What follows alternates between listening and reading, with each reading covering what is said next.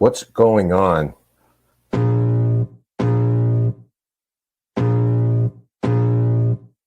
I can feel the blood creeping up from the heathens. Got will, got fight, got pride, got reason. If they wanna go eat, then you know I'm gon' feed them. If you're coming for me, hope you're ready for a demon. I got eyes in the back of my head, I'm seeing. Take me for granted and you know I'm leaving. I'ma take what's mine with the webs I'm weaving. I could take this crowd from seeing to believing. Got a taste for blood and my tongue keeps bleeding. From the words I spit, so sharp, so freezing. So cold, behold, frostbite they feeling. I could tear you apart or I could go heal them. Don't believe in fate, don't believe in ceilings. I just need a taste and my mind starts feeling. I don't pace myself, I grind on kneeling. Got lust for change, I just love the feeling.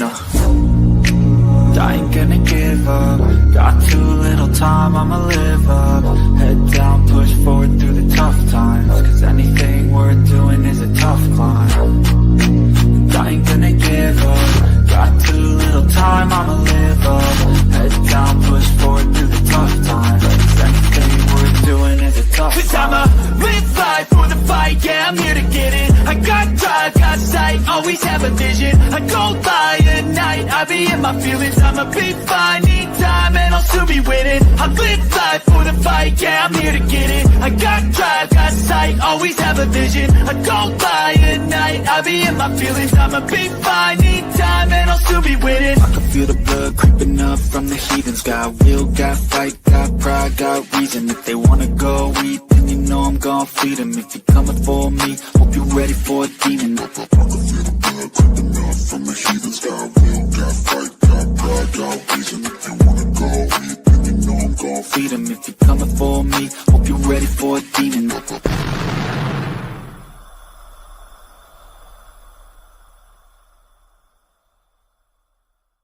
Ladies and gentlemen, good evening and welcome to Dead Air Live on the Dead Air Full Spectrum channel. It is our Sunday night live show, and thank you guys all for joining us tonight. Yeah, it's the boogie music. Everybody enjoys it every single week. Everybody get down and get back up again. I'm still afraid one day that the artist is going to find out and go, halt everything, royalties. It's like, oh, God, I have to deal with that now. But thank you guys for joining us tonight for the next 2 hours in and around the discussions of paranormal and our very special guest tonight, which we'll be bringing up in just a few moments here. But want to say that, Ken, we're kind of back to normal right down here in Florida weather-wise. It's been in the 70s with a cool northern breeze. Thank you for sending that to us from Rhode Island. I appreciate that. And how are things going up there? You got some thaw going on finally? Cold. Really? A little bit more snow tonight. We're in New England. It just works that way. We're used to it by now. Forever investigating. Yes, correct. Thanks for joining us tonight. Everybody out in chat, we've got a great show for you tonight. So we want to let you know ahead of time, and we'll have a reminder out there that please, if you have questions for our guests tonight, we will get to them at some point. So feel free. I think you're going to really enjoy this couple. Yep. We are simulcast with KGRADB.com, KGRA on Facebook. You can also find us on Twitter at Global Radio Live. Those of you listening through KGRA could also follow us right here on YouTube at Dead Air Nation. Facebook.com is Dead Air Full Spectrum. Also our personal Twitter, Dead_Spectrum. And last but never least, our Patreon memberships. We had a really good conversation last Monday, Ken. Had some fun, little game show action going on, and everybody was involved in it. So a really neat time. Each and every week on Mondays, we go live with our Patreon members and talk about anything that's under the sun and everything that's under the sun. So make sure you guys check it out. Don't forget to hit that subscribe button, also the thumbs up and the reminder bell. And we are ready to get started tonight, Ken, because we've got a lot of digging to do with our guest this evening, don't we? We do. And oftentimes, as you know, we really enjoy having paranormal teams, investigators on the show. Apart from the interviews we have with a lot of people that we'd love to bring in people from different areas of the country. Tell us a little bit about what's going on in the field. These particular people are from Kansas. Yeah. So, it'll be great to have them. I'm sure you'll enjoy what they have to say tonight. So, again, thanks for coming. Yes. I discovered them, connected with them through another social media platform. Mhm. Some of you may have heard it is not defunct. It is not dead yet. And we don't know if it will be. It all depends on what's going on in Washington. But the old TikTok, which, we do have our own platform there also for Dead Air. But I just found that the postings that they've been putting on their channel are, to say the least, fun. Um, there's good creativity to it, good structure. But what struck me more than anything else is all of the different places that they have been to, all the different investigations. And you want to talk about somebody who has that fever going through the investigations. It's a lot of fun. And I'm certainly looking forward to having a discussion with the both of them tonight. Ken, if you'd like to go ahead and do the introduction. Sure, I certainly will. Ashley Evans is the founder of Pen Paranormal, paranormal investigator, and an author. Having had paranormal experiences since early childhood, her passion for finding answers has led her to accumulate over 20 years of investigative experience.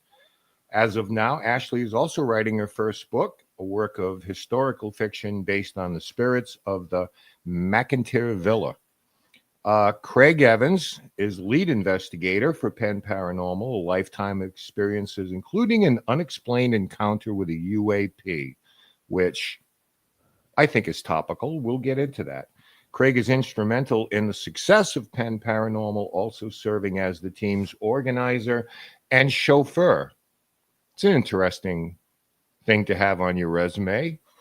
Chauffeur. I like it. I like it. I got to get me a chauffeur, George. Without further ado, welcome Ashley and Craig. They are Pen Paranormal. Welcome, folks. Hey, thanks so much for having us. Yep, thank you. Well, great to have you here. Absolutely.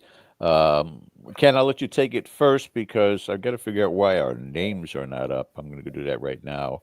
I think it's on display, but I can take care of that. Yep, there we go. Magic. We're all here now, which is There we go. fantastic. All right. Yeah, I got some questions. Definitely got some questions, but I want to let Ken get the first swing at the bat. So go ahead, sir. All right. Well, let's start with the obvious. Everybody's got an origin story. So, how did you folks get together and decide to team up, get into the field? Well, I was in the field first. And then when we got married, Craig got into the field. So he had some experiences before we got married. We've both had lifelong experiences. And so we both had that interest for it. No. Go ahead. Okay. Well, So I was going to say, what was the okay, we're gonna do this now. That's all right. There might be a delay, but this covers it too. I mean, I was going to ask about your inspiration to get into this, but I'm sure that's part of your answer. yeah, so I think people in this field enter it for a reason, and those vary. But I think a lot of us have had experiences since we were, young children, and mine didn't start any differently. I have a story of my first experience. It was really impactful. Oh, So you're it getting right happened- to this. You're getting right to this already. I love it. Go for it. Do you want me to wait? No, I want this because No, everybody's going to let's be glued after they hear this. Let's come out hard on this. Okay. I was between 3 and 4 years old. I don't remember, of course, how old I was when this happened, but I do remember which room in the house my bed was in. So that tells me kind of the age that I was when it occurred. And I grew up in a 100-year-old farmhouse out on the property that we still live on today. So this is kind of a story that, even though it started when I was little, it actually started long before I was born, and it's continuing today. So I was in bed one night and I saw movement at my door and looked up, and there was a man standing there. And he wasn't the typical hat man, although he did have a hat on, but it was a straw hat, kind of a farmer's hat with a wide brim. And he wore overalls, and he wore kind of a reddish pinkish shirt underneath them, long sleeved. And he just stood there for a moment and was staring at me, and I was staring at him, and just became frightened, of course, because it was my first experience. And he walked toward me. I had a little canopy bed at the time. He walked toward me. And as he walked toward me, I just slowly pulled the covers up over my head to hide myself from him. And I could feel the weight of him as he sat down on my bed. Like I could feel my feet move down. And I just lay there. It was one of those instances where you're too scared to scream, too scared to speak, anything like that. I was just literally frozen in fear.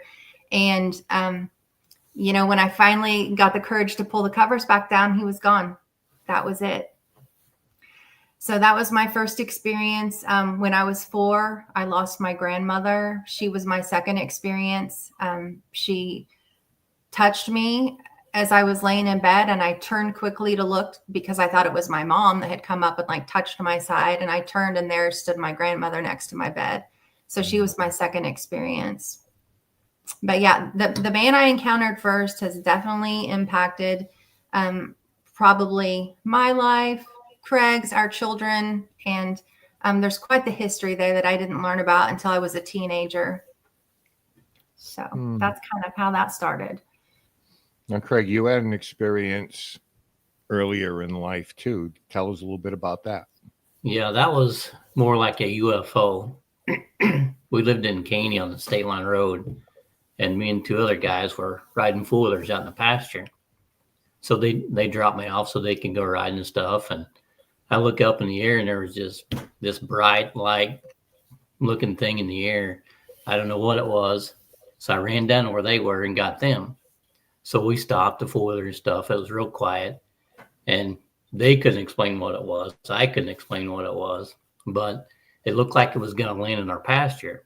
It was just flying over us, and nothing was falling, no noise. It was just very still, quiet, but that thing was moving. So we went to the end of the fence where we thought it was going to land at. We couldn't go any further, and that thing disappeared in like 2 seconds. It was gone in the air. It was crazy. And well, those 2 guys, the same because it's all kind of the same because you start to realize there's something else out there. Yes, definitely. Regardless of what side it's on. Now, do you specialize, for lack of a better word, in any type of haunting or any type of investigation? Or your methods of doing it, do you lean more one way than another? So a year ago, we encountered a haunted location for the first time called the Garnett House in Garnett, Kansas. And we had seen it featured on different YouTube videos by some pretty famous YouTubers, and had seen footage from the house. And it had a lot of poltergeist activity that happened there. We went and investigated and had an experience there like we had never had before, or had even seen on TV before. It was just unexplainable in so many ways. And so we went home. Actually, that night I walked out and said, I'm done with paranormal investigating. I'm not going to go back. And by 12:30 the next day, I was booking a second stay. I was just so captivated by what had happened, and curiosity was getting the best of me. And since that time, I've probably gone back to the location about 30 times. So I really dug deep into that location and like what causes the activity there. So I would say if I have a specialty, it is more poltergeist type activity, and then there is kind of the resident demon there, whether he is or not. That's up to interpretation. But yes, that's the Garnett House. Yes. Mm-hmm. And he is known as the Grinner, and guests encounter him frequently. He pops up on equipment frequently. So we've done a lot of research into the location. We've done research into poltergeist. We've done research into kind of the negative forces that might influence a place like that and how that all might work together. Mm-hmm. Yeah. And sorry for stepping on you a little bit there, Craig. I was lagging a little bit here. So, No, you're fine. yeah. Okay. So take us through the typical preparation you go through when you're visiting any haunted location for an investigation. What do you like to gather? How do you like to get ready for it? And if you want to, because this is also a topic that comes up before you go in, protection, things like that. Maybe that's your thing or part of your preparation. Maybe it's not. But from the minute you go in, do you like to know as much about the location as possible, historically and with background, and kind of take a walk through, figure out what you need to bring with you? How does that all work out on your end? It kind of depends on the location, whether we research it a lot ahead of time, Right. would you say? Yes. Yeah. So some locations that are frequently investigated, so that would be like McInteer, the Garnett House, Waverly Hills, those types of locations. We do a lot of research, and that's because I feel like that in locations where you have people coming in consistently, that sometimes spirits kind of get muddled. And I want to focus on the spirits that originated there. Right. Who's there? Yeah. So in order to do that, we do research, then we take that information with us when we go, and that kind of guides our investigations. As far as prep, I mean, that would be our prep is researching those locations. When it's a brand new location, like just a few weeks ago, we went to the Sleeper Mortuary. It's a brand new location in Iola, Kansas, and it's amazing. But I didn't do any research. I just walked in blind and just wanted to see what the spirits were wanting to put out there. As far as protection, we hadn't been really good about it. No. Because we typically don't encounter negative spirits, and we live in a home that's haunted, and we're just kind of used to it. So when something makes a noise or something falls or something, we hear a voice, it's just, we might glance in that direction, and then we just kind of go on with our life. It's not something that is frightening at this point. But a couple of months ago, well, not even that long ago, but at the Garnett House, I was really affected there. Now at the Garnett House, when we leave, we do prayers of protection, right, and before we go in.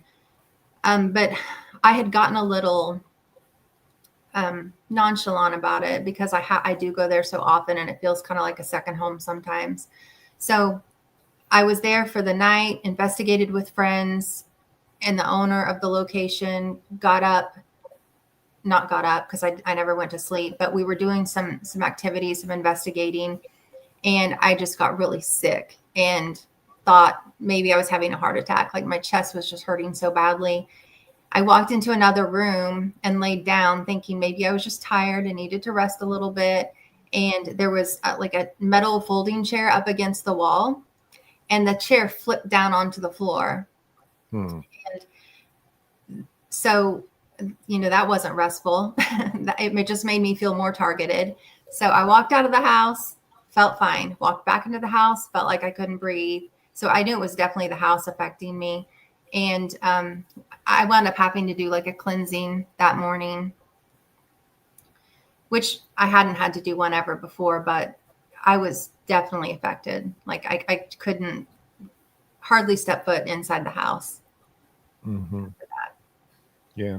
And, Craig, when you go into places like Waverly, and you've probably had your share of them, where literally thousands of people have gone into that place and more than likely ask the same questions pertaining to the history. Do you find yourself, when you go into a location like that, just having a discussion like, what can we do differently?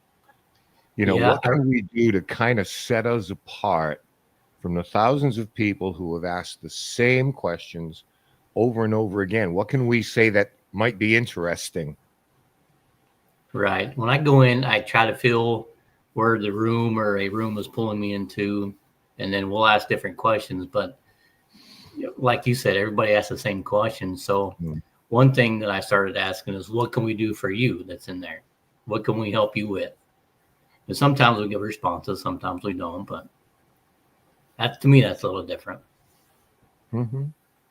Let's talk a little bit about the equipment end of it. How much or how little do you use, and do you have a certain emphasis on one thing or another? We kind of have the foundational equipment, not really an emphasis on one thing. We take, the meters in and the REM pods and the spirit boxes. We take all that in with us. And sometimes we never pull an item out to use because it just doesn't feel like that's what would be beneficial in the space. I just like to use my body, like my senses, more than anything. I find that, and Craig's kind of the same way. If we're just quiet and we really feel the space, that it pulls us the direction we're supposed to go, and then we can pull out the equipment we need to. Yeah. Do you guys feel like a lot of times less is more? Because, we all know investigators that have the back of their cars filled with things, and you're trying to walk and not step and crush on anything in the dark.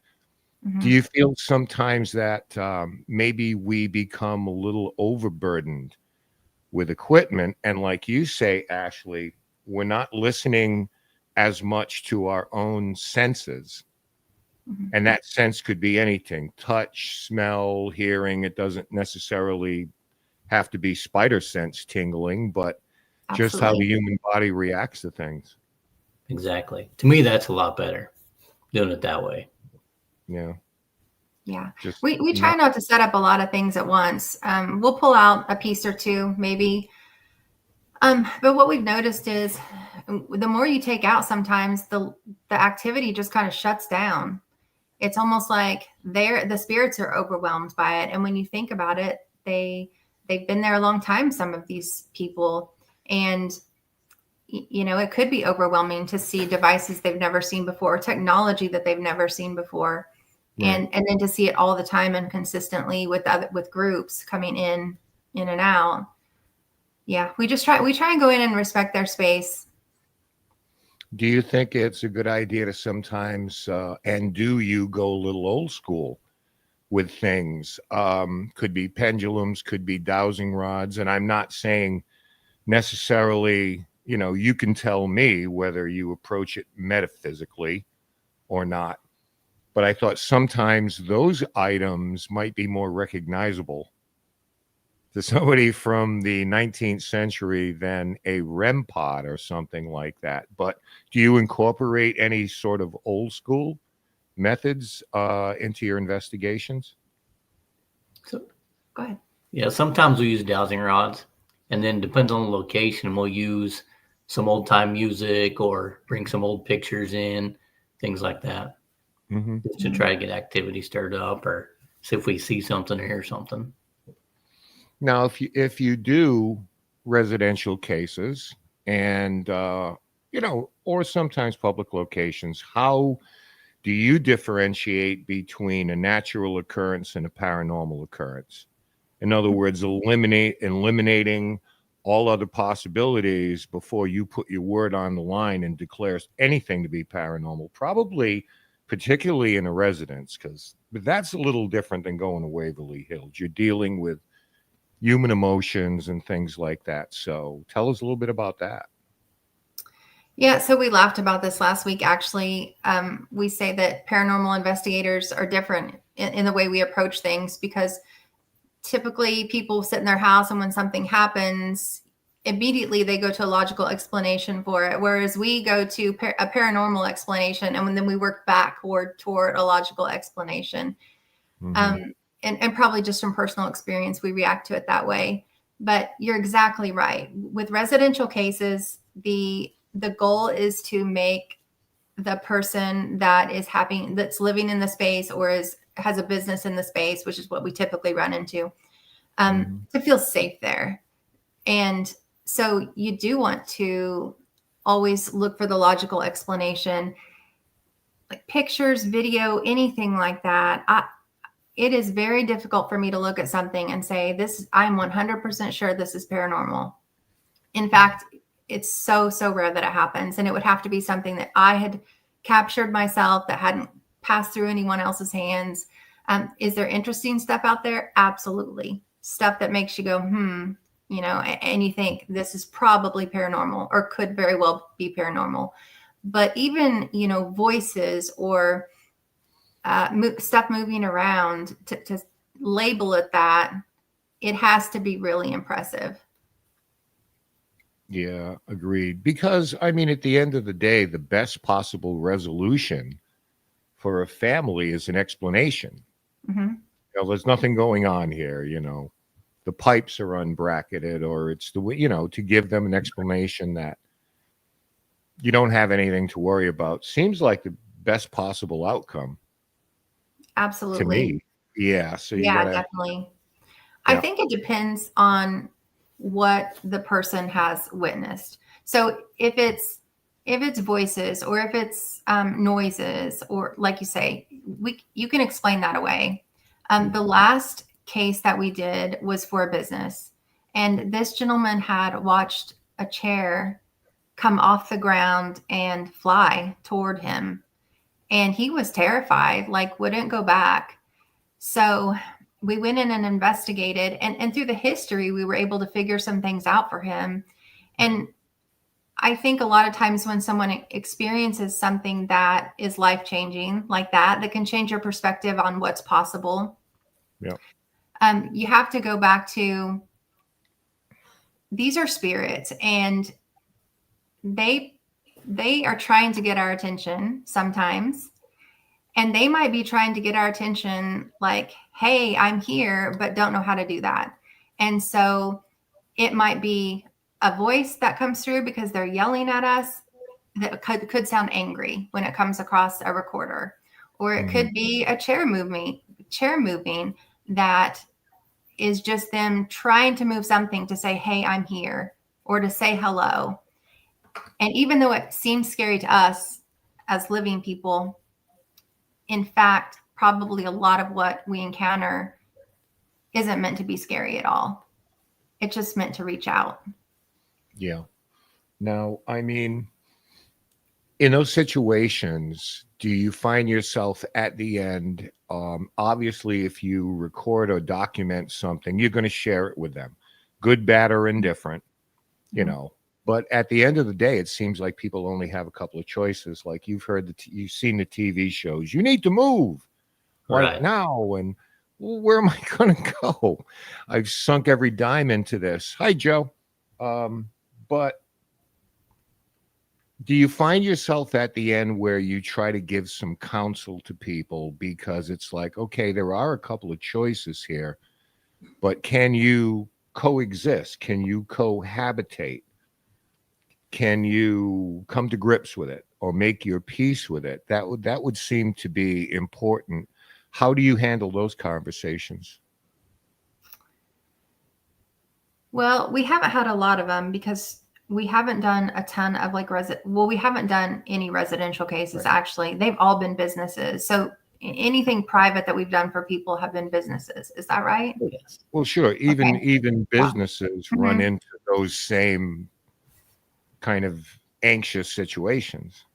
Right. But we've never said to anybody, oh, you need to leave, or this is dangerous, or get out. I mean, we've never encountered a situation like that, nor do I ever believe that we would. We just kind of give them the information that we have and explain to them that while it might look scary, it probably isn't intended to scare them. It's just somebody trying to say hello. Right.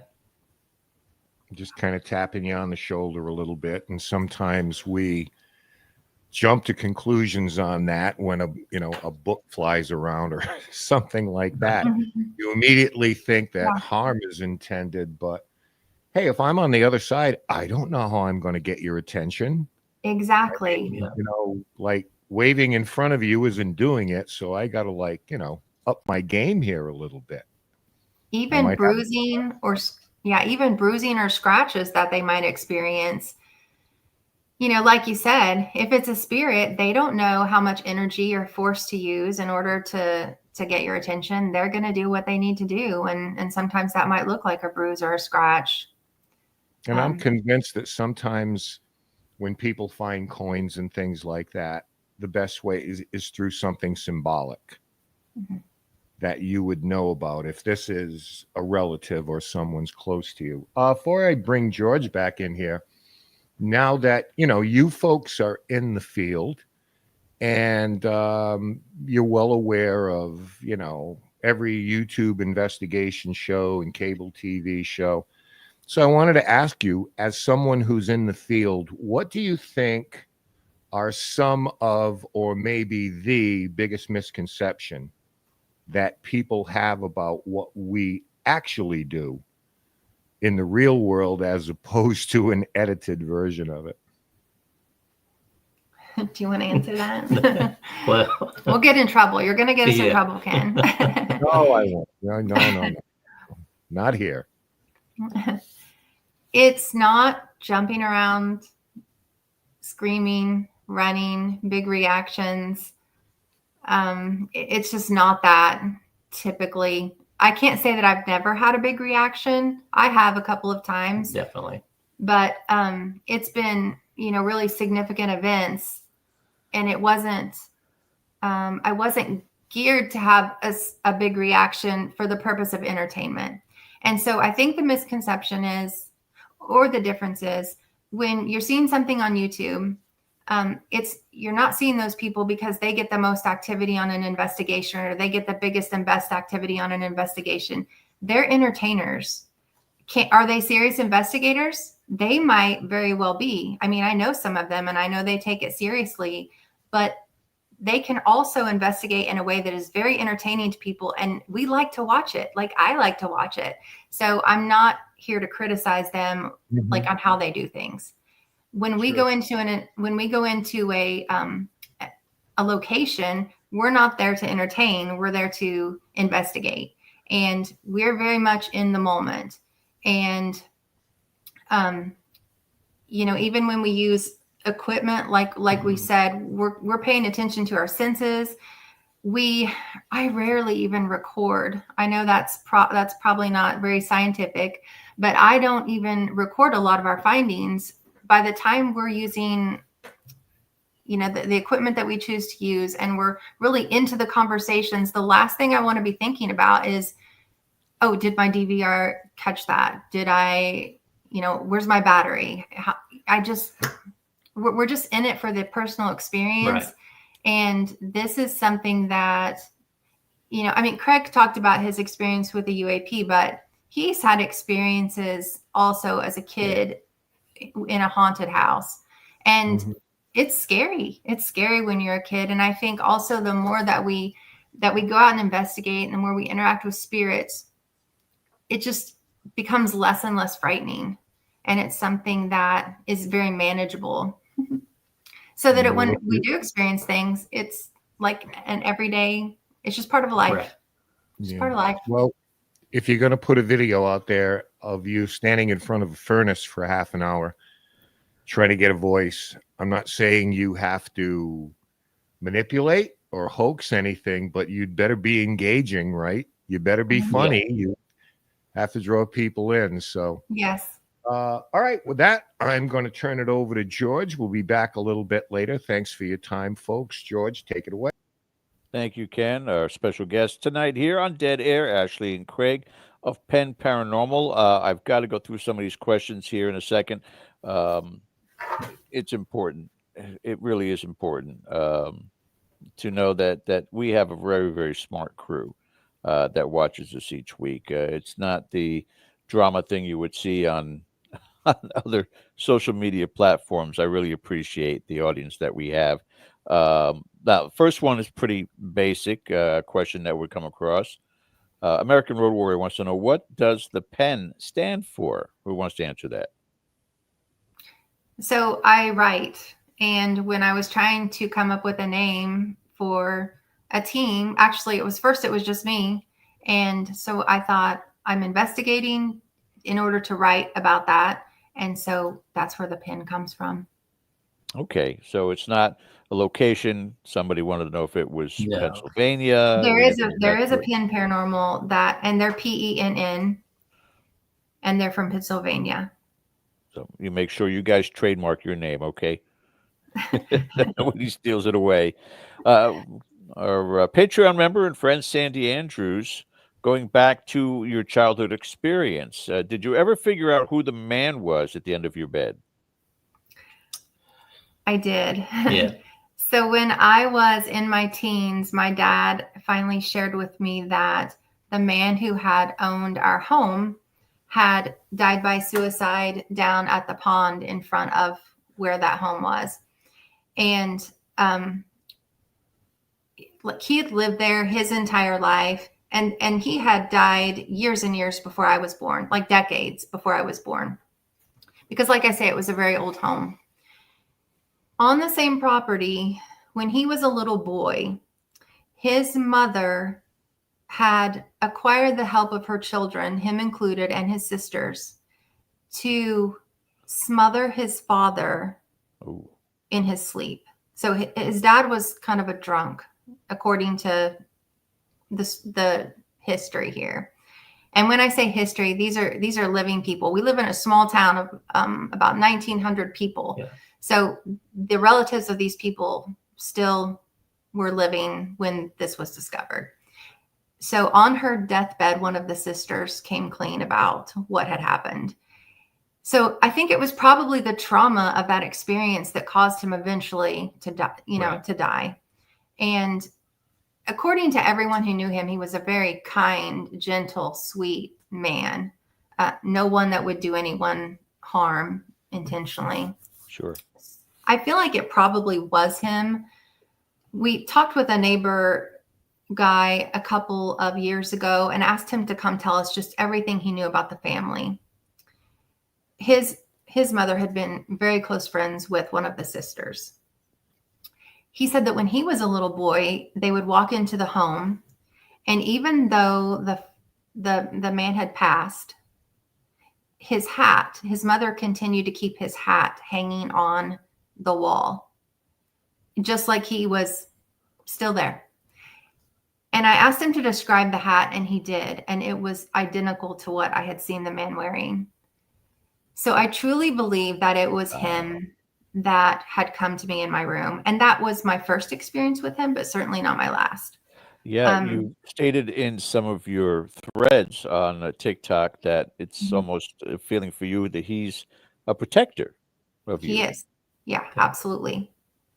I feel like he's been with me always, and I feel like he's still here on the property. We hear things from time to time. There's more to that story and the experiences that we have probably from that family here. But for the most part, I think it's him. And, I just call him out like, hey, Mr. Divins, how you doing? But there have been, go ahead, you go. Craig, you get a little jealous there. You're occupying time Right. with yeah. Ashley. You're sitting there going, hey, wait a minute. Wait a minute. I'm the yeah. protector. I tell you what, it's got to be something that somewhere along this journey for the two of you, as you're hitting these locations for investigating, maybe attempting different methodologies, different pieces of equipment, and going to different locations, such as what's coming up here very soon for you, to be tempted to continue that communication with him, to continue to try different methods to see if there's the perfect ingredient to get him to communicate with you. Have you attempted that yet? Twofold question. The other part of it is, in what you're doing, have you come across psychic mediums in some of your investigations, and have they fortified your thoughts about this man being your protector? We don't investigate at our house at all. We have so Good. much things that we see. I see things, hear things. We don't investigate at our home. But outside, I mean, if he's Mhm. following you everywhere, you could still attempt at McInteer Villa. And while you're in there investigating, if it's quiet elsewhere, try to see as to whether or not he's popping up. Have you attempted that yet? No. I haven't. I struggle with this because I don't want to give him attention to the point that he's even more active. Because while it doesn't bother me or doesn't bother Craig, it does bother our children. We have, 5 boys, and that it does bother them. So we haven't done that. My other fear is that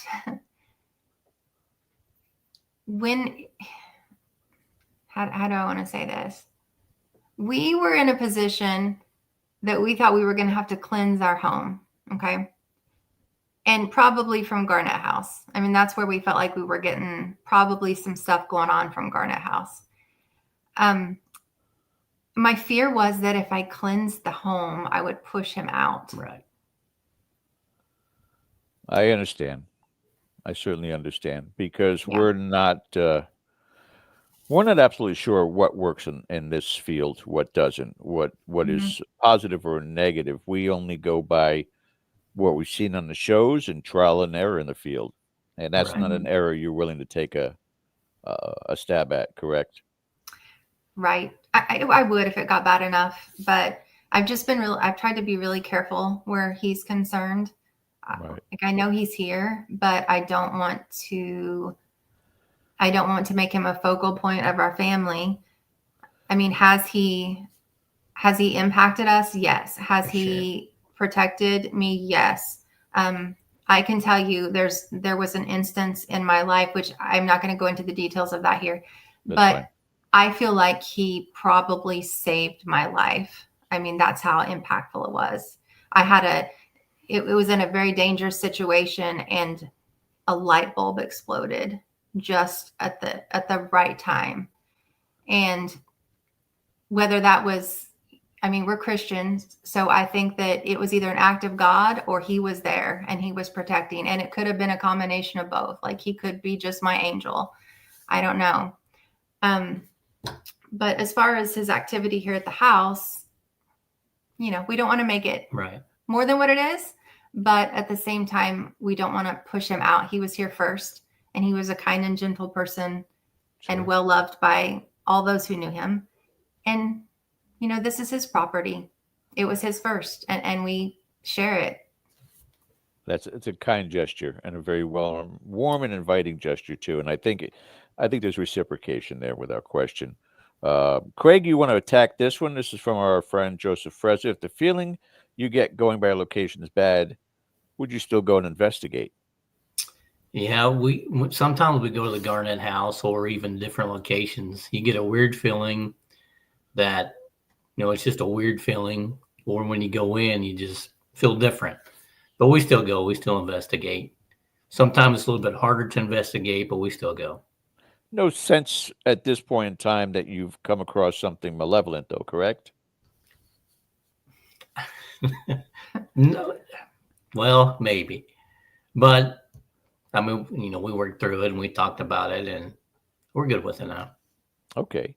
Next question. I got a few of these I want to get through for sure. It's Jeff Hilton.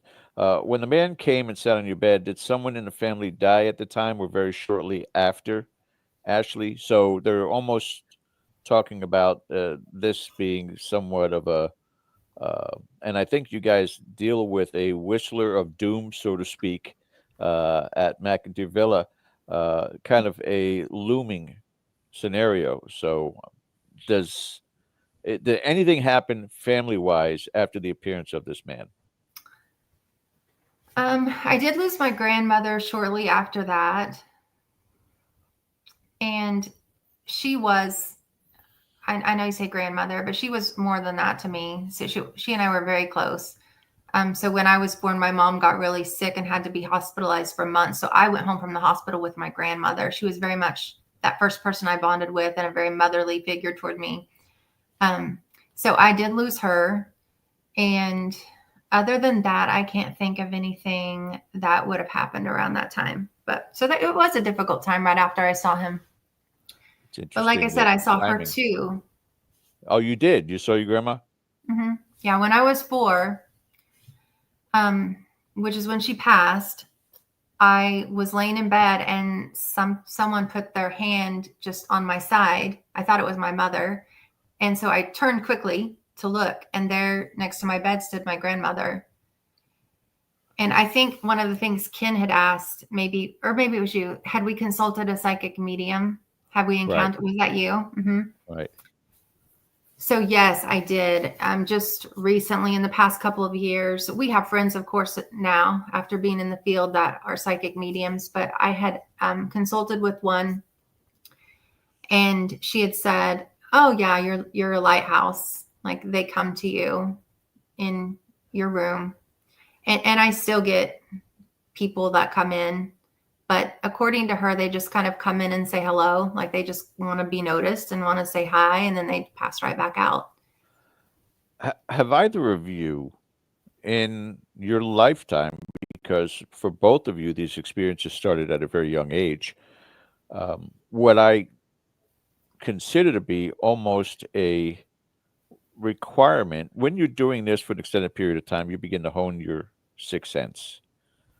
Have either of you increased with those abilities? Not just a sense of walking into a location and you can feel that it's haunted, but you can almost, in a sense, start to pick up on visuals, start to pick up on names or occurrences, like almost running through your mind past occurrences. Have things happened that you would have to consider to be psychic that you didn't have before, or you didn't hone that skill earlier? For me, definitely. I see things a lot more than I've ever have, and definitely hear them. But here at the house, I've seen a lot since we've been doing this. It sharpens that sight, doesn't it? Yes, for Uh, sure. This one's kind of deep, but from the Shoba question, Ashley and Craig, on average, what reason have you found these spirits are still here? Is there anything that is a constant? And again, you've been doing quite a lot of research, quite a lot of investigating, you guys. So do you find anything pattern-wise, why they appear at certain locations, or is it still as random as human beings? At the McInteer, when we go there, we always get a whistle. So to me, that's something that's there. This is one incredible location, too. Yes. It is. The very first time we went there, we even got it on audio, but we got a whistle, just like a woohoo. I can't whistle. Yep, just like that. And it was one of our very this room. You were in this room, right? We were in the basement, actually. Yeah, the first one was in the very basement. first time. So it was just on audio. And then the one that I have the video of posted, it was a later investigation. Yes. Oh, probably 3 years after our first time there. We had gone back and had just walked in. Stephanie and the group, we were just walking into the dining room, and there it was again. Same whistle. Mm-hmm. Yeah, looks like Melissa is in your neck of the woods. She knows all these different places you're talking about. And I've got one more question, so then I can start asking my own questions. Okay.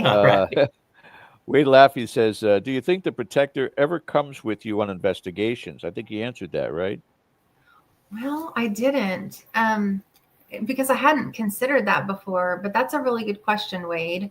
And one I think is worth delving into the next time we go somewhere. Yeah, I've had, I've had those around me and pop up during Spirit Box sessions or during EVP sessions and pop in, and you recognize the name or the voice. Now, in this particular case with yours, you've never heard the voice, so you wouldn't be able to recognize it either way. But I think, I think they do definitely stay around no matter what. Let's talk about Craig, I am not sure. I've never met either one of you, but I'm not sure that we're seeing the real Ashley here. What I see on that TikTok page is the real Ashley. Somebody with a crazy sense of humor. Somebody who is throwing stuff up that makes me chuckle when they're doing what they're doing on that page. But I guess that combined with her obsession, which people have paranormal experiences all over the world. Not Right. everybody takes that and starts getting into the investigating part of it. Nobody has that curiosity level for just no reason. It just something grabs onto them. But when she is getting that involved in it and doing the investigating, and I know you're part of it also, but is it one of those things that she's posted the videos about? What was the one with Jim Carrey grabbing the guy with a gag behind? The one video that you had when I'm ready to go out there and do investigating. Is that Craig trying to slow you down? Sometimes it is, yes.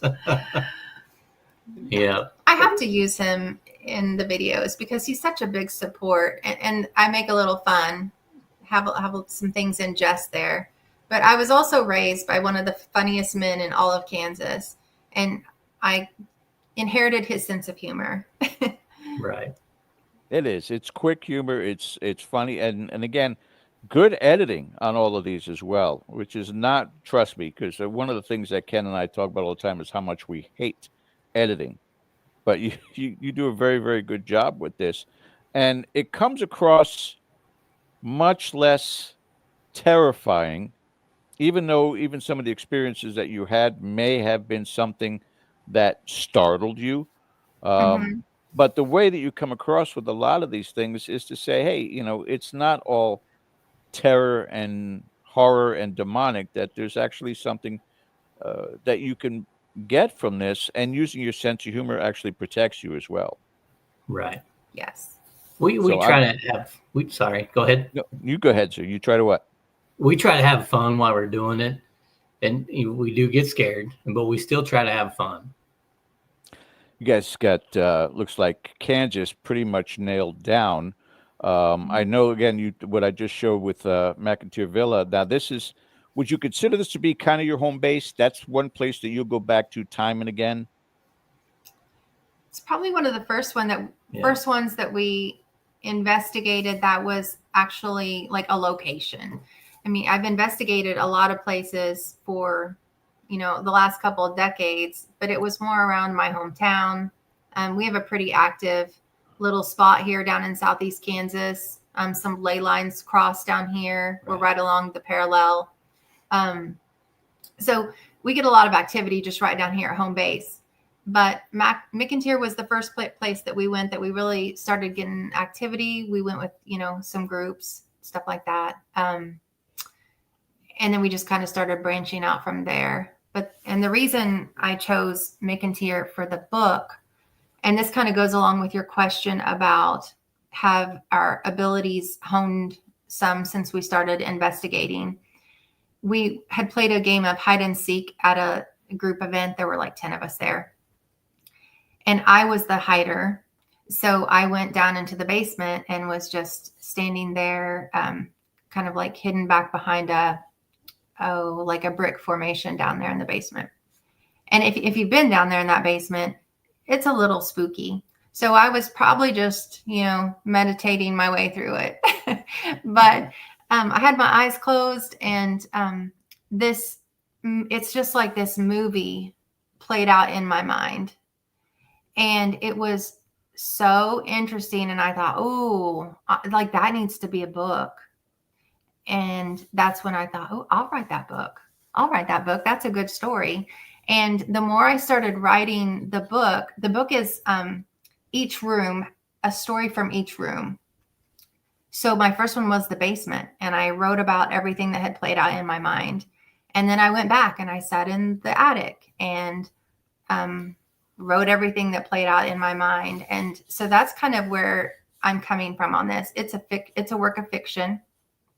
It is based on history. It's historical fiction because it is people that have actually lived or inhabited the house at some point or another.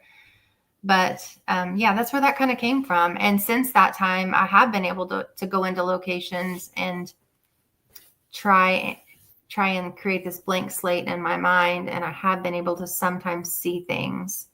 But that's the difference between Craig and I, is he sees things with his eyes. Like he can see a spirit that I cannot see standing there sometimes. And mine more plays out like a movie in my mind. Can it, in a sense, be the perfect combo, the 1-2 punch with the two of you, in a sense that if Craig is catching spirits within his sight, Mm-hmm. and that prompts you to begin using the equipment to try and make the communication? Yeah. So Yes. yeah. And when I meditate to try and get to that state is when Craig starts seeing things. So you're right. It is the perfect combination. It's almost symbiotic. If it's activating, what he's seeing is activating you, or vice versa. Right. There's a little bit of good harmony there, which is great. I'm going to bring Ken in as we head to break here, so that you guys can stop for a drink of water, whatever that you need to do. When we come back on the other side of this, though, I want to delve into your thoughts about the community and where you all need to go here in the future, because Ken, again, up in Rhode Island, there's about 3,000 places, some of them that you Right. might know, like the Lizzie Borden House. Yeah. And again, there's so many great areas across the United States, and getting the chance to network, that's something that, we enjoy being able to provide out there. Let's say Ashley and Craig sometime wants to go out to the West Coast. There are people that we know out there. Nice. And then, if you decide that you hit the lottery, or somebody left you a lot of money in the will, and go out to Scotland and England, we've got friends out there also. And I mean, the world's your oyster when it comes to this field. Right. There's just so many places you can go to without question. But yeah, we are going to go to break right now. When we come back on the other side, we'll continue our interview with Ashley and Craig from Pen Paranormal out of Kansas. You guys, again, have any questions, post them in the chat, and we'll be back just after the break. You're watching Dead or Live on the Dead or Full Spectrum channel. Stay with us.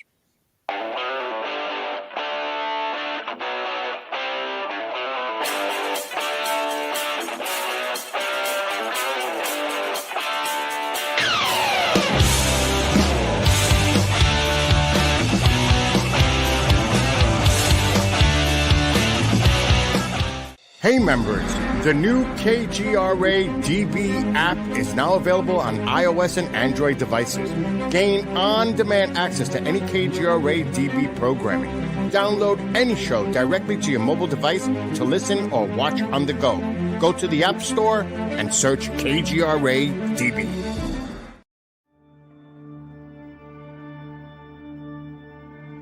As UFO reports come in from around the world, the Mutual UFO Network, MUFON, is there. We continue to explore new cases and build our massive database. We share our information with the world in a number of ways. If you would like to be part of our investigative team, you are always welcome. What could be more exciting than exploring the UFO question firsthand? Join MUFON, find your friends.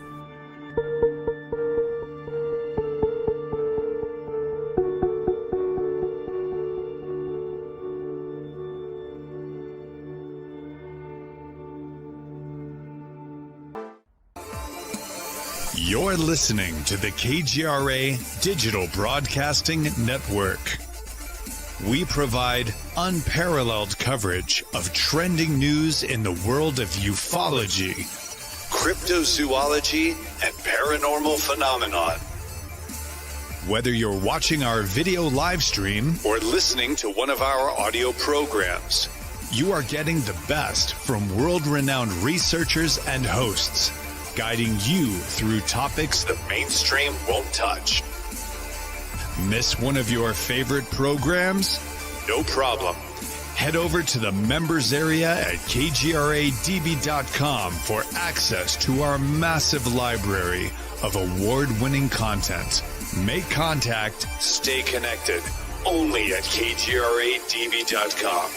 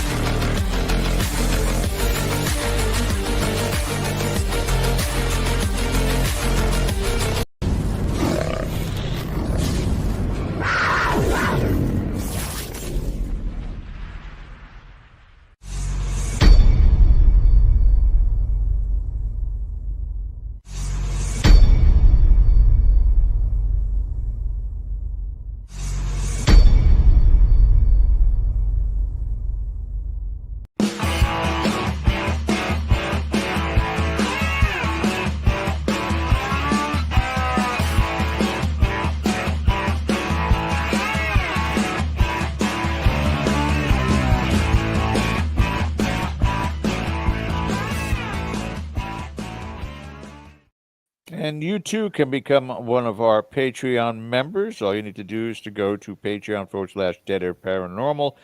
Get on this list of wonderful people that we do town hall with every single Monday. Some upcoming exciting changes going on with our Patreon account that we are not going to announce anytime soon, but we'll keep you guys abreast of what's happening there. And of course, our town members already know what's happening. So you guys make sure that you check it all out. It's a $3 membership, and geez, you can't even get a cup of coffee at Dunkin'. It's not even half of that for Dunkin' Donuts coffees now, like $7. I think it's ridiculous, or a carton of eggs for that matter. Get out of Starbucks. Get out of Starbucks. Sometimes just get them at home. Little coffee maker at home, and save you a lot of money, to say the least. Welcome back to the show. Ashley and Craig from Pen Paranormal out of Kansas are back with us. Just went through a rapid fire question round with our audience, and you guys can continue to ask those questions, but we want to get back to talking to them about their experiences here in the field, where they're at, where they think they're going. But Ken, I hand it back to you, sir. All right. Thank you very much. Welcome back, folks, and welcome back, everybody, for our second hour. Okay, so let's get into your process a little bit now again. When you collect your data and your documentation and your recordings, what is the process you go through as far as review, and how do you arrive at something that you say, yes, we're going to present this? Do you guys kind of battle it back and forth a little bit? You ever get those things where somebody says, oh, this is the greatest thing ever, and one of you says, yeah, I don't know, maybe not so much? Do you have that back and forth before you arrive at an absolute green light to display that? Yeah, I think I'll capture something, and she always debunks it. No, this is what it is. We don't have a lot of evidence up, and it's because we are so careful. I'm never going to put anything out there that I don't fully believe is that we captured something paranormal. Yeah. Yeah. Yeah. So, I mean, if you both arrive and you both say yes, then those are the things that you hang on to, and that's fair. Have you ever, how many times, I should say, or have you often encountered a spirit who is willingly try to communicate with you? It's not just you get a word that may be residual or a sound that may be residual, footsteps that could have happened 200 years ago, but those can also be residual. How often really do you encounter a spirit where you would have what we term intelligent communication? When we go to different locations, when Ashley's in the Estes method, we always get hello, Craig, or hi, Craig, at different locations. So to me, that's, I don't know if it's the same spirit or if it's a different one, but we always get that.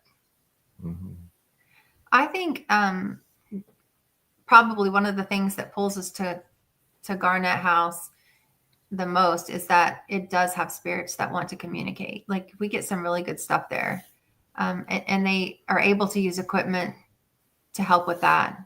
I did a solo there over the summer, and there was a new doll that had been introduced to the house, a new haunted doll, and I put a REM pod next to him and had a whole yes and no conversation, it felt like, which I had never experienced before. I even changed the battery in it, thinking that maybe that was the cause of this, because I was having such a hard time believing that this could really be happening.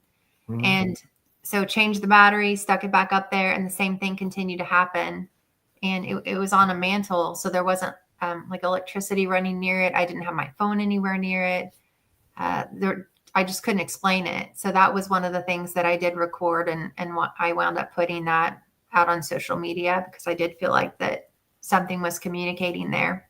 And also at that location, there's just some really active spirits there that, like, they want to be heard. They want to tell their stories.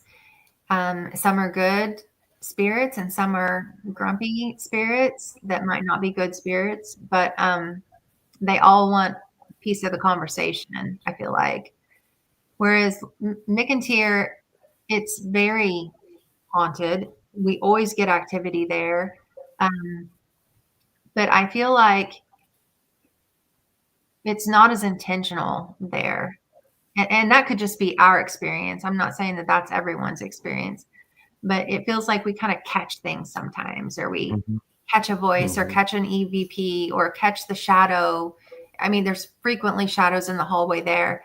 But I don't know if it's someone trying to interact or someone that's like, oh, I just stepped into the hallway and there's people there, so I'm going to turn around and walk right back out. Yeah.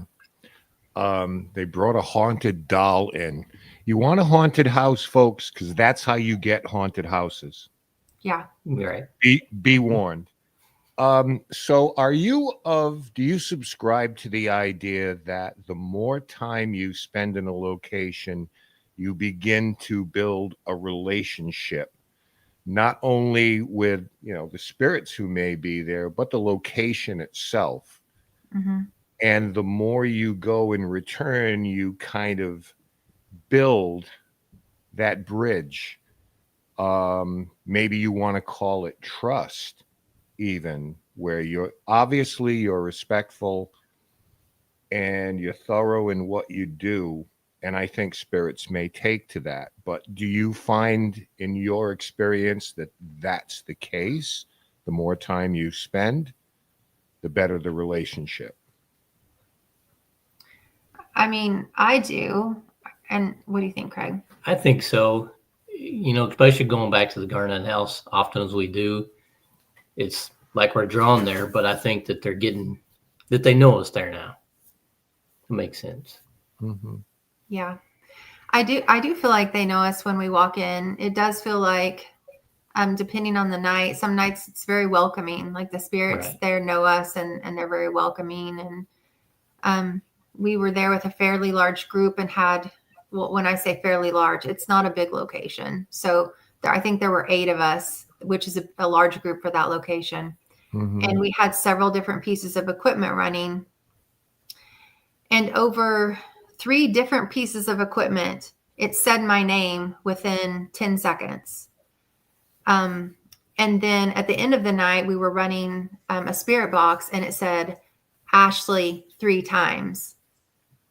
And to me, that was just validation that it was them coming through earlier and like saying hello, like, hey, we know you and we're glad you're here. Yeah. Now, do you prefer, obviously not just for control issues, but do you prefer the 2 of you go into a place alone, because, obviously you have a relationship that's a little bit different than a lot of people coming in? But do you find comfort in those kind of situations where it's Ashley and Craig and we're going to do what we're going to do unencumbered by anything else? I like taking people and showing people what we experience. To me, that's funner than going by ourselves, but sometimes it is nice going by ourselves. We have a pretty close-knit group of friends that investigate together. And Wade, he's one of those. But I think we have a lot of fun together. And I think sometimes just when you find that right group with the right dynamics and you're out there having fun and you're laughing and joking and like stuff starts happening. Well, I think a little humor goes a long way. Yeah, definitely. Because you're there for a long time. And, maybe or maybe not, somebody in the group is on edge, not necessarily you. But to just, have a, good humor, goodwill, have fun, that, alleviates, any anxiety anybody has. Now, I have to ask you this as Christians. What are your thoughts on demonic entities? I mean, are they real or is it more a religious construct?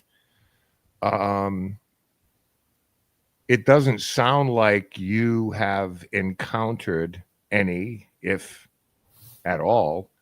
And I know in almost 50 years of doing this, I get that question a lot. And people are surprised when I say, you know what? I don't really think so.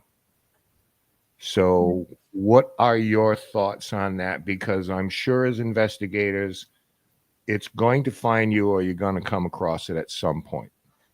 Right. And we've had even if it's just someone who tells you they believe that something malevolent, something evil is in this location. Yeah. Go You want ahead. me to take it? Yeah, go ahead. Okay. So we do believe that they exist. I don't believe they hide out in empty basements, Right. dark basements. I think if you're looking for something demonic, you're going to look in places where people can be influenced, because they're going to try and create chaos and those types of things. Yeah. So have I encountered something demonic? Absolutely. I have, but it was not in a haunted house. It was years ago. Yeah. And I feel certain that I did encounter something demonic. It took years to kind of work through that situation.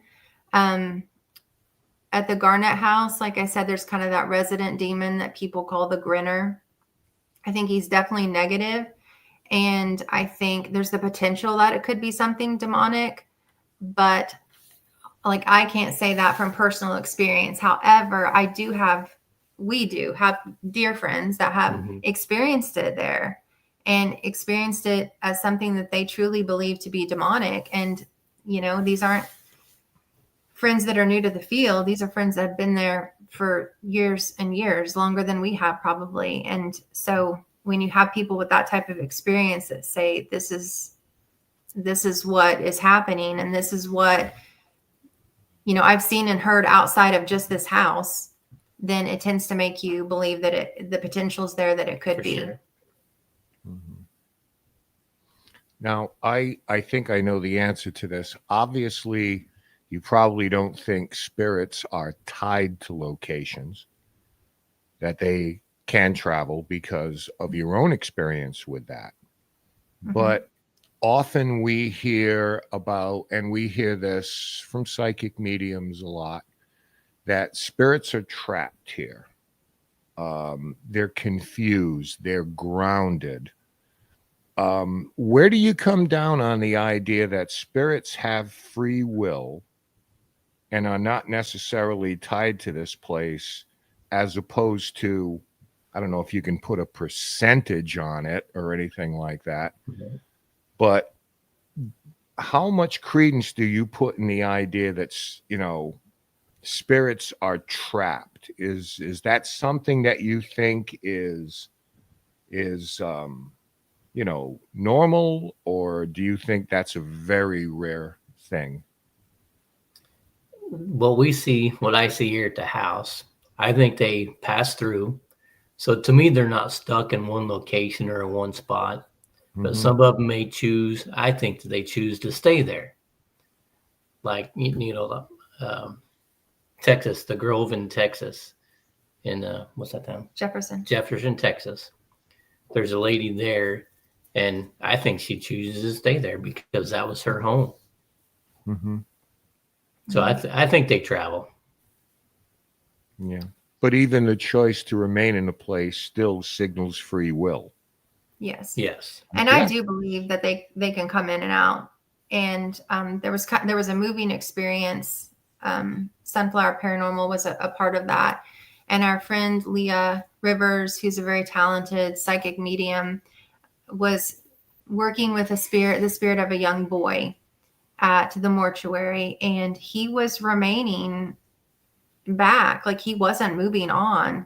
And another little child kind of helped him move along, but it wasn't it wasn't that he was stuck. Okay. I'll say that he wasn't stuck. He was fearful. I think a child's spirit, when they're passing from one life to the next, that they experience emotions just like we do. And that fear of, if I was lonely and alone and unloved in the earthly realm, then what can I expect in the heavenly realm. And Mhm. so it was just that assurance to him that, yes, there were people waiting for him that loved him and would take care of him. And he passed over.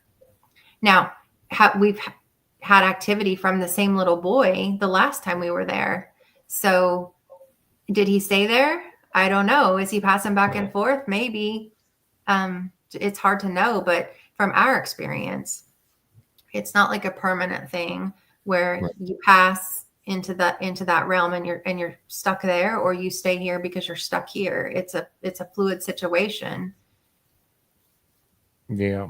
Do you, because we love to label things in the paranormal, whether it's intelligent, residual, demonic, poltergeist, we love to categorize things. It makes us feel like, we have it all together and we figured it out, Yeah. But do you often come across locations where there is a combination of residual as well as intelligence? I mean, I would think McInteer would be a perfect example of that. I think they have a lot of residual activity there, but also intelligent hauntings.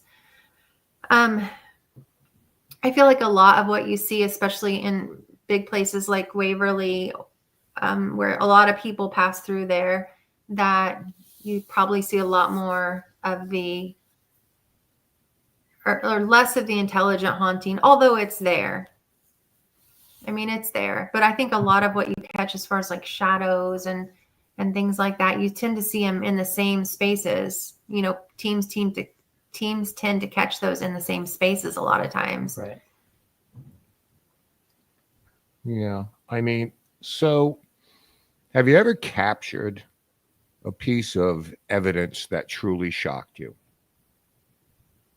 There may be many, but does one stand out for you that maybe you weren't expecting, or not frightened you necessarily, but just, one of those moments where you throw the headphones off type of thing? Have you had any of that? And if so, could you, not giving us a location if you can't, but can you kind of describe it? Mine would be when we took my parents to Jefferson, Texas at the Grove.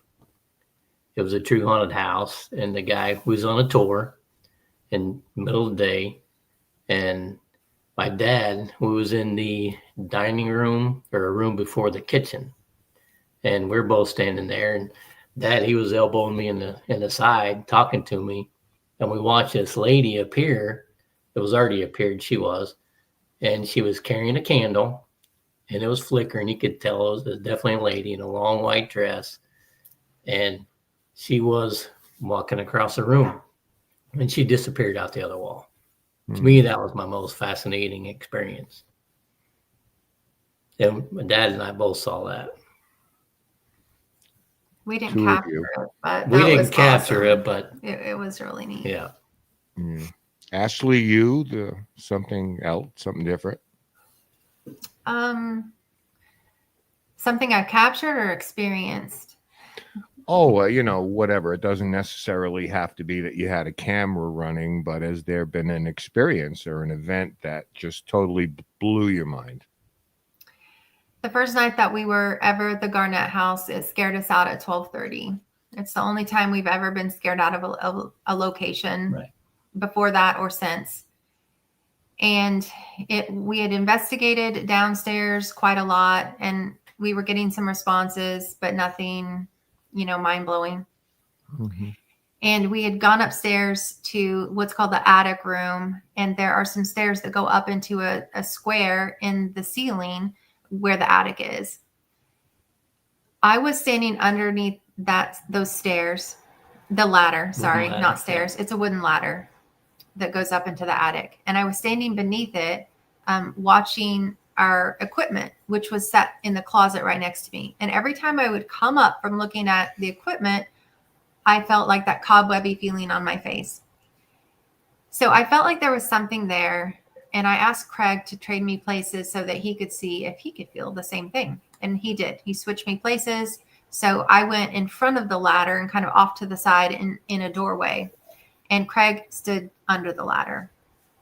Within a minute, he said, yeah, I feel that too. And as soon as he said it, it sounded like somebody dropped a bowling ball on the ceiling above him. Right above me. Craig went to the floor thinking that the ceiling was coming in, the attic's ceiling, or the attic floor, I guess it would be. Yeah. He dropped down, and at that same time, a rubber ball, like a kickball, came out of the opening of the attic and flew and hit right at my feet. Now, we had like cat balls set up all around that opening. No one can go into the attic. It's not safe to be up there. So there wasn't anyone up there. There were only 4 of us in the house at the time. But that came down out of the attic without setting off a single cat ball. Yeah. Like it didn't roll. It was thrown. It came down and forcefully hit at my feet. And I like kind of screamed and walked and went backwards because it was just so unexpected and overwhelming. Like we hadn't ever experienced anything like that. And the 4 of us went down to the car. We actually left the house to kind of get ourselves together, say a prayer of protection. We went back in and thought maybe we should just leave, but all the lights are still on upstairs, so we have to go turn those off. And it was so thick in there. It was definitely one of those times when you could just feel like everything had built up to the point that you were really struggling to even take a breath.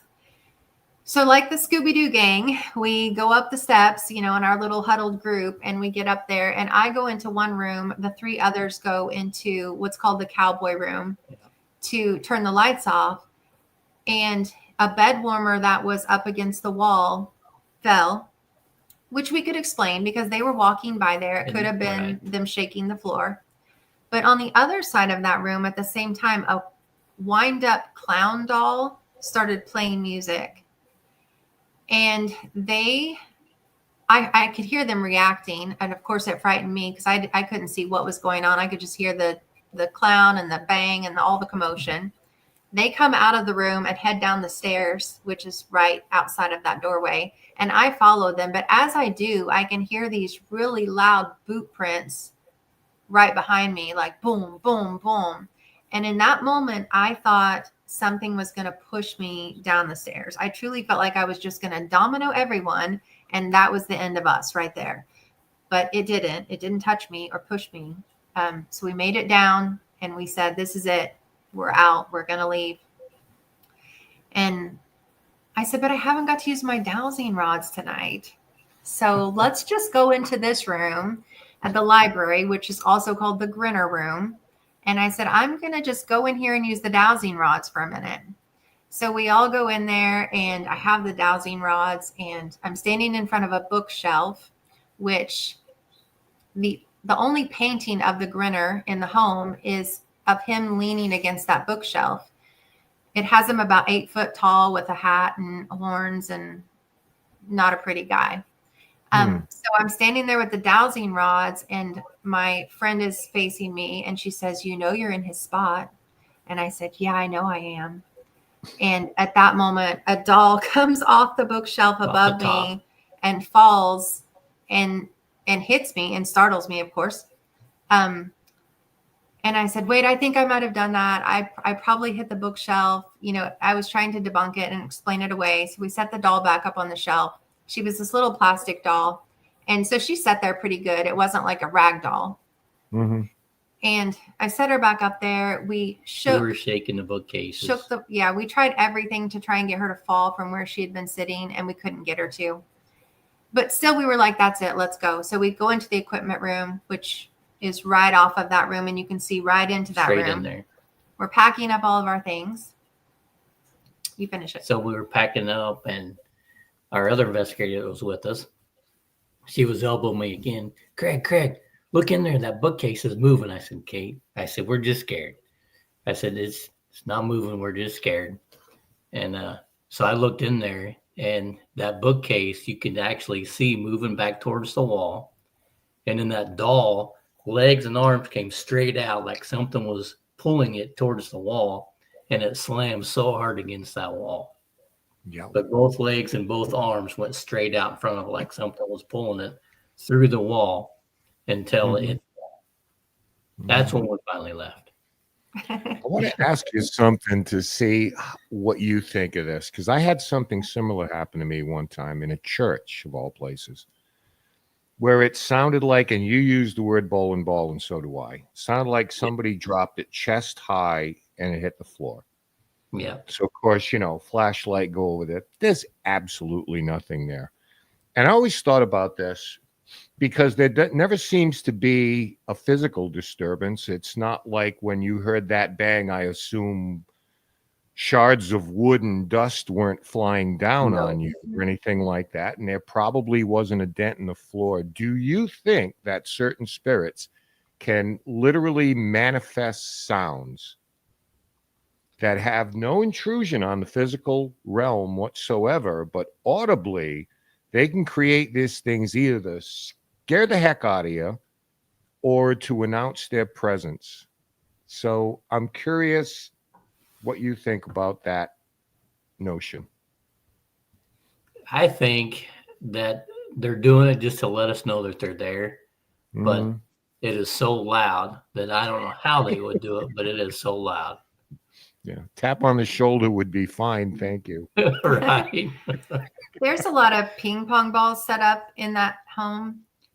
And, there'll be times when you clearly hear a ping pong ball fall and bounce across the floor.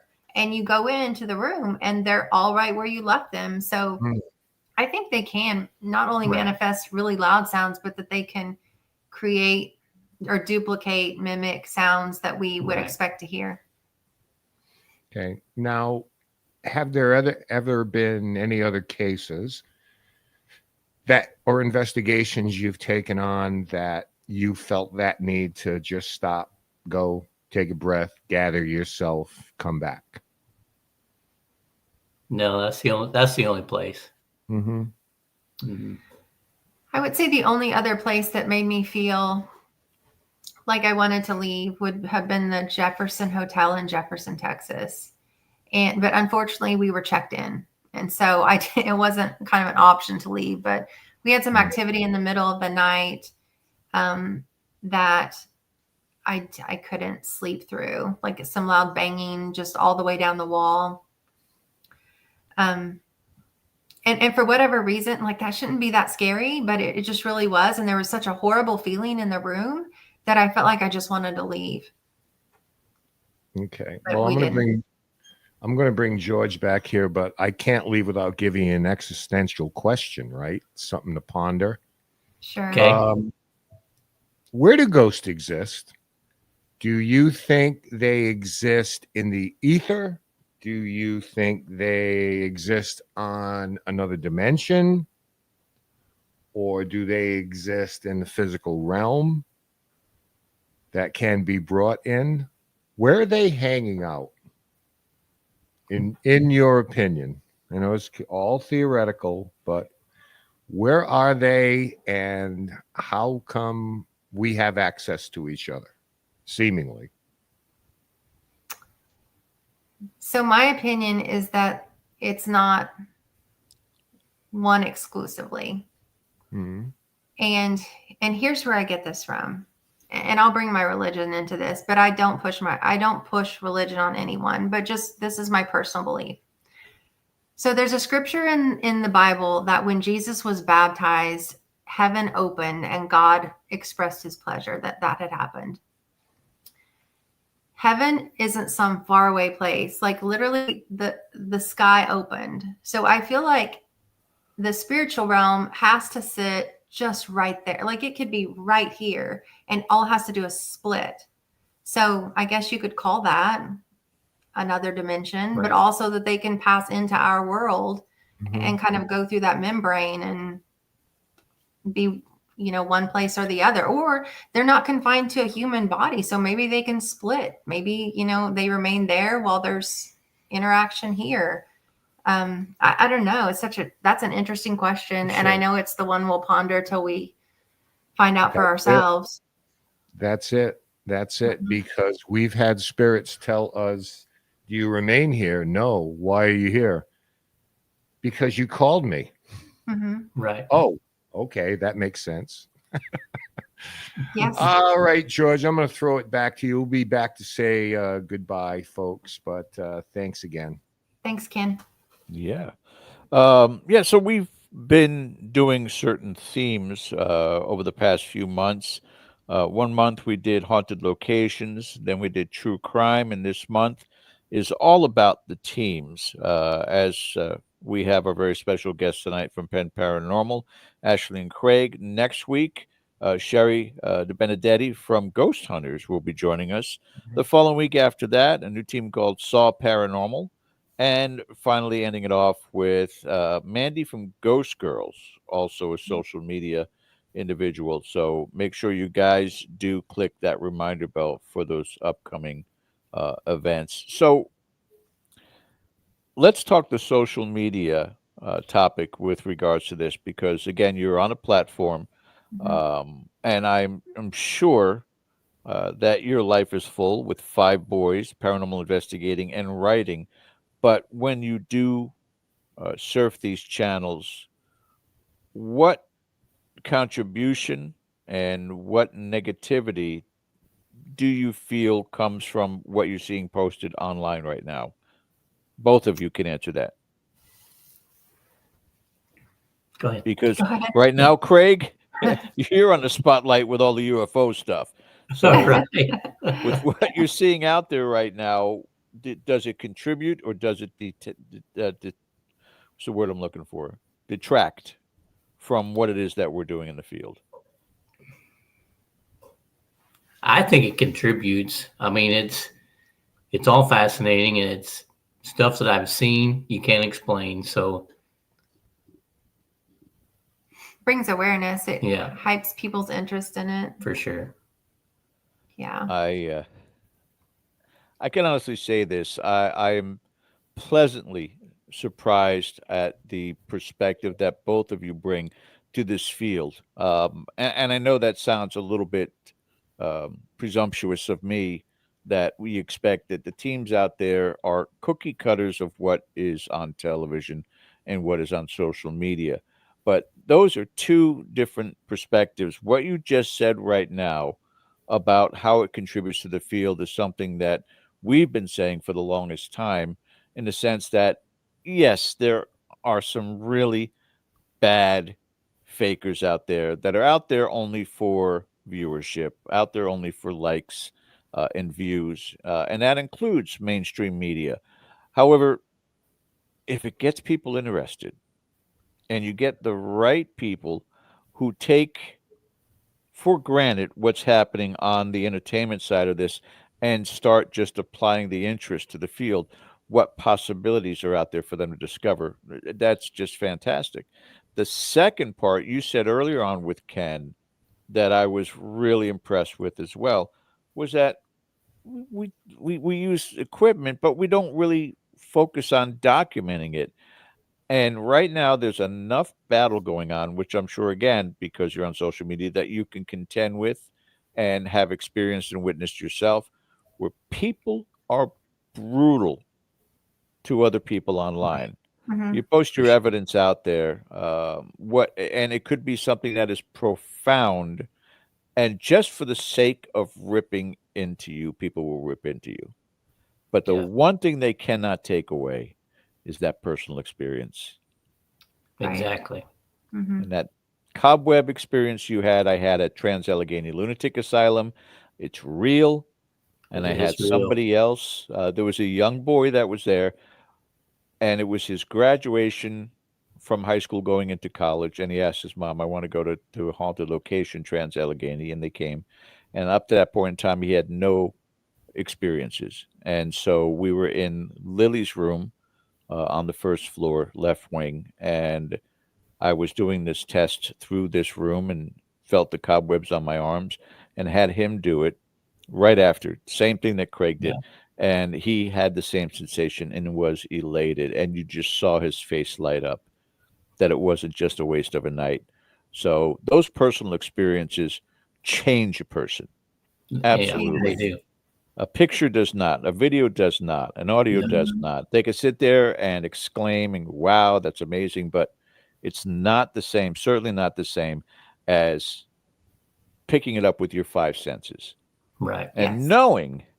knowing that there's no other explanation other than paranormal. Mm-hmm. So I commend you both for those mindsets, for certainly what you have the possibilities of going down the wrong rabbit hole in this field. No question about it. Too many do. So to stay that course, kudos to both of you for that. I really Thank appreciate you. that. Thanks. We appreciate that. That being said, you mentioned Waverly earlier. Do you have dream locations that you guys are looking to explore perhaps in the next year? It's on your bucket list, both within your region and coast to coast. What places have you thought about? Have you discussed? Even if you said, I don't know if we'll ever get there, but man, that would be a cool place. Name some of those places. What's interesting to you? Trans-Allegheny actually is on my summer wish Right. list. Go. Yeah. I mean, Go. you can just by looking at it, you can almost feel the energy that has to be there. It's amazing. It is. Comfortable shoes. Wear comfortable shoes. Oh, it looks like there's a lot of walking. Full mile of investigative space in the main building alone. Man. Wow. Okay. So yeah, you can go on forever and not see another soul. It's just incredible. Mhm. What else? I would like to get back to Waverly. Craig had something come up this summer and he wasn't actually able to go. Right. So I took a friend with me. We had a great time, but I want Craig to be able to experience that. It's such a beautiful location. I'm as much about the aesthetics of a place and just the people you meet along the way. I think I've said before, my favorite thing about being a part of this community is the people we meet along the way. And like Craig said, he loves to bring new people with us to experience things. It's a lot of fun. But any like big places for you that you want to visit? I'm usually the one that's like, we're going to go here. We have to make it here. So, yeah. Well, be selfish, Craig. Be a little selfish. Skinwalker Ranch, perhaps? I would like to go see that one for sure. Yeah. Yeah. Any UFO hotspots that have piqued your interest? I mean, they're all over the country for crying They're out all loud. over, but Roswell, everybody says that's a good place to go out in the desert. You have to be out in the desert, away from everything. We'll get you in contact with our producer, Bill, because there is a Roswell conference that goes on out there. And so that's quite fascinating. A lot of high-profile speakers. Right. And you may have seen in our intro, too, Jeff, Ben Hansen has been on there with us. And we've had Travis Walton on the show. They do the speaking engagements as well. So it's a lot of talking. A lot of evidence, but again, it's not the same because this is just stuff that's on screen and they're talking about evidence collected by hearsay and not physical evidence. So it comes down to the experiences that you've already had and may continue to have when you go out and explore. That's the important part of what it is that you're doing. Something like that. I've got a location. I'm going to make you guys do a little bit of homework. It's in Kansas. Are you ready? Okay. As a writer, Ashley, if you don't know this book, get it. If you don't want to take the time to read it, there are a couple of films out there. Have you ever heard of the book In Cold Blood? I've heard of the book, yes. Truman Capote. And it is about a house in Kansas where a murder took place. And it's called the Cutter Home. Let's see if I can pull one of these up for you. Cutter. But it is it is a horrible place, Clutter Home rather, and it is a horrible place of an entire family being killed by two robbers back in the 1940s, and that's the house today. Huh. And if you guys are able to track that down, some 18 years ago, it was actually up for sale. I don't know if there's an owner now or not, but I can only imagine. That place is another one similar to the one that you were about to venture into. that has never been investigated. Mhm. Never. Nice. Wow. So I'm wondering whether or not that is accessible. Okay. Well, yeah, I'll definitely look into that. For sure. Yeah, we will. Tell us about this place, what you can, that you are anticipating investigating very, very soon. You put some of that out on your TikTok account that you're Mhm. going to be going. I don't want you to disclose anything that's going to be jeopardizing the chance for you guys to go there, but claims um, that you've heard about, or it's just absolutely going in blind. We're definitely going in blind, I think. Mhm. How'd the The invitation come about then? Go ahead. Through my sister. She lives close in that area. So, yeah, we Yeah. visited this place before. Yeah, we did go in there before. And you just by the experience going there, you sense that there's certainly activity there, or have other people said things about it? We could sense stuff when we were there. There's a special area. It's a museum. There's a part of it is a museum. And definitely when we were in that part, we could sense things. Like it felt like a whole different energy in a particular room. And Craig's sister works closely with the person that runs it. And she said how much activity they've been getting lately. So it just, the activity's really picked up. Right. And they asked his sister asked if anyone had ever investigated it. And they said no. And she said, do you want me to bring somebody in? And they said, absolutely. So he's like, we're there. It's a nice feeling. It's a nice feeling when, especially when people have that trust in you, that you're not going to go in there and, again, as you said at the beginning of the show, running up and down, screaming demon and the whole 9 yards, that you're going in there as serious investigators looking to validate what it is that's going on there. With time left, I want to get back to these questions here from our audience. Jeff Hilton writes, if you decide to stop writing in the future, will your drive for the paranormal continue or will it slack off? It will continue, Jeff. And here's how I know that. My book has been sitting while I've continued to investigate. So the goal was to have that book finished at the end of the summer. And I had a total summer of just playing. I investigated every chance I got. I work in a school system, so my summers are off. And I just did weeknights and weekends. And Craig went as much as he could with me. I took friends. It was just a dream summer for me.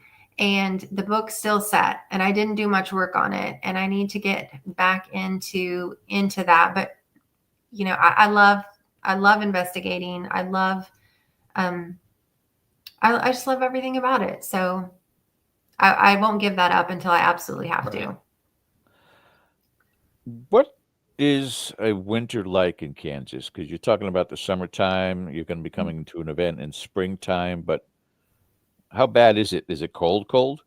It gets cold. Sometimes it gets down. Mostly at nights it's 30. Sometimes it gets down to 8 and 7, but it stays cold usually during the day. A lot of snow? Not here lately. We haven't got a lot of snow. The last snow we got was a couple of weeks ago. It was like 3 inches. Yeah. Well, you got to find those locations nearby to investigate during the winter. It's always good to test a lot of your theories in different elements, times of the year and times of the day. See what it is that you get up from there. Okay, another question here from the Shoba.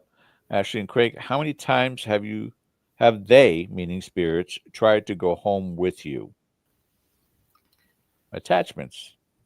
Right. I don't feel like we've had much of an attachment, more of a visitation, if that makes sense. So I feel like we have some visitations from spirits sometimes, but not anything that is attached to Craig or I. Right. I think they come in and let us know that they're here and ask a few questions or something, and then don't see them again. Yeah. Can't hear from them again. Just passerbys. Yeah. And Transient sometimes spirits. they're connected to the locations. I mean, We actually had visitations from spirits at the Garnett House before I ever booked an investigation there. It's like they knew we were coming before we did. Right. And that's a very common experience for people, especially at that house. I have a lot of people reach out to me and say, I booked for, March or June and I'm having dreams, or I'm supposed to go next weekend and this is happening in my house, just because it's frightening and it can be frightening if it's something they haven't experienced before, and people know we go there all the time, so they'll reach out. But yeah, they actually visited us. One in particular, the Grinner, did, and that was very frightening and unexpected. And I didn't know who he was at the time, just that he had a grin that reached from ear to ear. And then another was very calm and peaceful and comfortable. And I just told Craig, I said, hey, are you still awake? And he said, yeah, I am. And I said, there's a black man standing next to our bed and he's dressed. And I described him to Craig. Wow. And I couldn't see him, but I could definitely feel that something was there. I could sense that someone was there, but I could not see him. Yeah. And I couldn't go to sleep, but I was staring at that wall before I actually even said anything. I could tell he was over there. Yeah. Have you had to control? Well, I don't think the control would be the proper word. Navigate these experiences with 5 boys at home. Are any of them getting intuitive at their age? And of course, we always talk about how children seem to be more intuitive than adults are. Any of this coming about in discussions with them, and how are you handling that if that's the case? So they aren't all at home anymore. Some are grown. The one that most recently left the nest, he is our most intuitive. Right. He's our middle kiddo. I feel certain if he developed his abilities, could be a very gifted medium. He can see and hear things that other people cannot. He's had experiences with not just the paranormal, but also has had experiences with seeing things in the forest.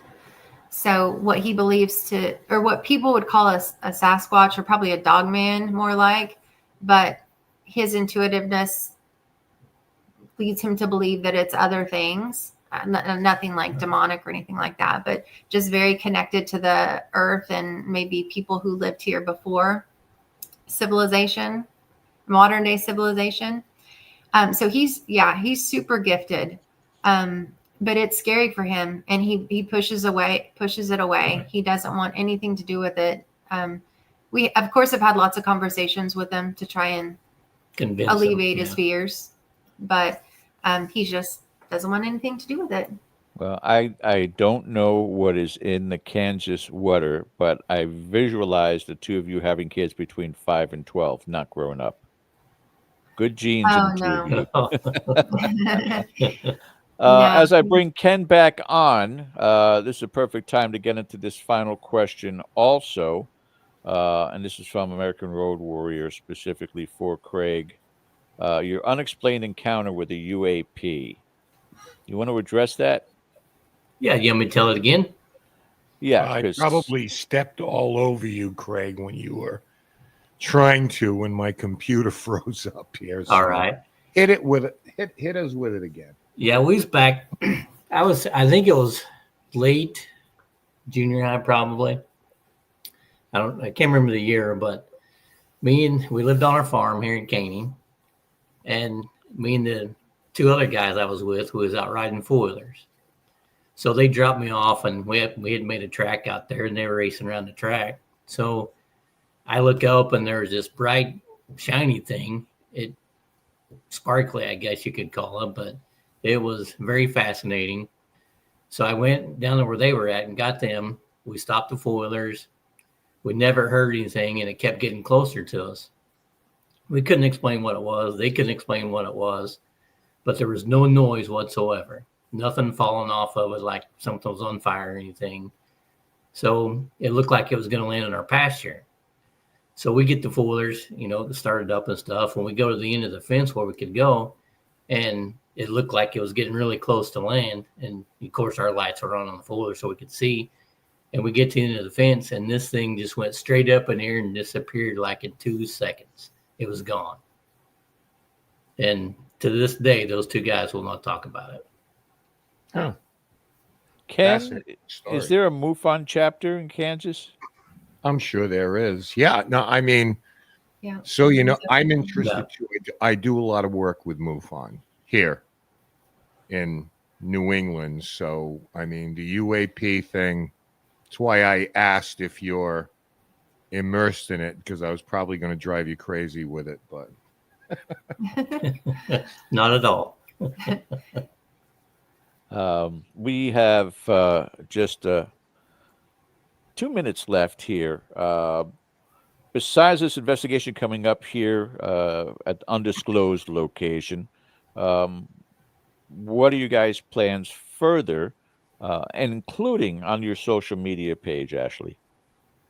We're going to go to McPike Mansion and investigate there. We're going to the Castle House in Brumley, Missouri. It's, I think, a fairly new location. So we're going to go there with some friends. The summer, we usually travel with a group, and that's when we hope to get back out to Kentucky and maybe Tennessee and up into Indiana, those places, and hopefully over to Trans-Allegheny. That would be awesome. So that's kind of where we are. And I don't do a whole lot on social media. I do enough just to kind of keep up with everyone else, but or with the low performers. I just do what I have to do to stay out there. I don't put a whole lot of time and effort into it. So because really we're just in it for the love of what we're doing, which is going out and investigating and meeting people. You've been invited to New England, Rhode Island especially. Nice. And I can tell you, if you ever do, I'll set you up. Okay, all right. Thank you. We appreciate that. You up with multiple awesome places. So I know we have to say goodbye. So for me, thank you so much tonight. It was so nice meeting you and talking to you. And this is kind of why we do this. So I wish you nothing but the best going forward. Thank you. Thanks. Thank you, we Ken. appreciate this opportunity. It's been a lot of fun. Yeah, and don't forget the advice that I gave you on the TikTok thread about the most essential piece of equipment when you're ghost hunting. A very wealthy team member. I know. We're still looking, but we're taking applications. Right. Grab onto that. Ashley, Craig, thank you guys so much. We wish you the best here in 2025, and do keep in touch with us. Love to have you come back and tell us some more ghost stories. We really thank you so much for being here. Thanks. All right. Thank you for having us. All right. And that does it for us guys here on our Sunday night town hall tomorrow evening at 8 p.m. And thank you guys all for joining us again. Don't forget, as you're exiting, hit that like button. We'll talk to you real soon. Ashley, Craig, don't hang up. This is signing off. We're Ken DaCosta and George Lopez. Thank you for watching Dead or Alive. We'll see you all next week. I see her rolling up, Uber black Cadillac, high heel boots and a sexy body full of tats. Baby's bad, oh baby's hella bad. After her there ain't no coming back. Wanna take a run at that. I think she's feeling me, turn it up a few degrees. My imagination of her body gets the best of me. Oh gosh, she's such a tease, bitten lips, bruised knees.